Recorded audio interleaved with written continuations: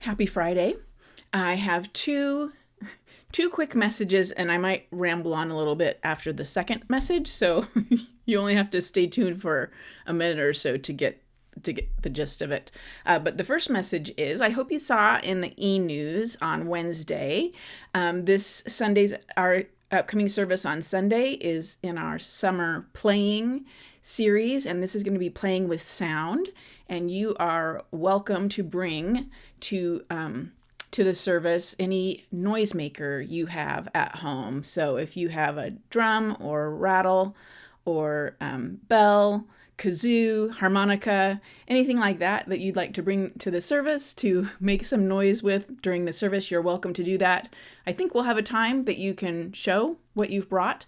And if you don't have any of those things, or you know, it's hard enough to get to church on Sunday morning without bringing something with you, rest assured that you have your hands for clapping and patting your legs, stomping your feet, snapping your fingers. So there's always a way to make noise, as well as our voices, which we can raise in humming and singing. So we're going to have fun together Sunday morning, and looking forward to that. My second announcement, or thing I want to make sure you know you're going to start to hear more about, is our spirit study topic for this year. It's been my custom for some time to pick a topic for the year that we're going to go in depth with. And what has usually happened is that I preach a 10-part sermon series, one sermon per month, September through June, going deeper with things like, it's often been a book. We did Brene Brown's Gifts of Imperfection, and one of those gifts was each month. I think the very first year I did Voluntary Simplicity, and we talked about decluttering and all of those kinds of things. So that has normally been led by me, and sometimes we've invited people to do some activities or discussion together, but it's mostly been me preaching. And this year, I wanted to do something completely different. I really felt called that, like, a good next step for us as a congregation in our anti-racism work is to learn more about what's called white supremacy culture. Some of you may remember that from some years back when we had a teach-in about white supremacy culture on a Sunday morning. But I don't want to preach on white supremacy culture 10 times, and I don't think that our learning of this kind of work is done well with just sort of one person talking up front while the rest of you listen. So what we really, and I say we because I have asked some congregational leaders to help me this year. So we have a spirit study leadership team. I'm really grateful to those folks, Ann McKiernan, Dean Gadet, and Amber Vlasnik, who have taken on helping bring this learning to the congregation as a whole. So we want to invite people to form small groups to study, to pick a characteristic and study and learn more about it together. So I'm going to talk more about that in a second, but what I want you to know is, so there's an information session on this on Saturday, August 13th. So not this coming Sunday, August 13th, not this Sunday, but the next one, between services. So it's at 10:15.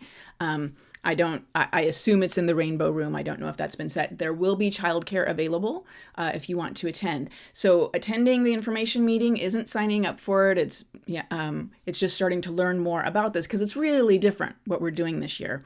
So, but I did want to say a few words if you aren't familiar with these concepts. So the idea of white supremacy culture is different than what we think about when we think of white supremacists and Nazis and, hate, people spreading hate specifically. White supremacy culture is the dominant culture of the United States. It's the cultural norm that privileges one way of doing things above other ways of doing things. So the invitation is to learn more about these characteristics. They're set out on a website called whitesupremacyculture.info, INFO. And that's the main resource for this work, and you'll be invited to go there. And so there's all these different, I'm going to show you the graphic I finally found. This is from the website. So this is, the poisons of white supremacy culture. So either or thinking, worship of the written word, objectivity, individualism. So, right? We like individualism. So there's really an invitation to learn more about like what ways is individualism maybe not always good for us.